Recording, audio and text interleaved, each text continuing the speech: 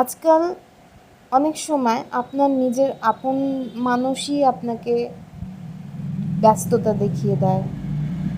অনেক সময় যখন আপনি অন্যের কাছে বোর হয়ে দাঁড়ান, তখন সে আপনাকে তাচ্ছিল্য করে, মানতে চায় না।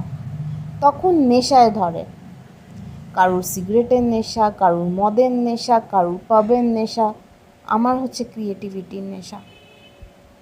এই কলকাটা আমি তখন শিখেছিলাম আমার ইনস্টিটিউট থেকে। আজ অনেক দিন পর এই কলকার ওপর হাত চালালাম। মনটা শান্ত হলো। মনটা ভীষণ অশান্ত ছিল, বিশ্বাস করুন, সবার থেকে অবহেলা পেয়ে। আজকে তখন এই যে আমার ক্রিয়েটিভিটি শিখেছিলাম 6 মাস আগে ইনস্টিটিউট থেকে, সেটা কাজে দাঁড়িয়ে গেল। মনটা শান্ত হলো। এটাও আমার একটা গুণ। হ্যাঁ, হয়তো অতটা নিপুণভাবে পারিনি, যেহেতু অনেক দিন পর হাত চালাচ্ছি।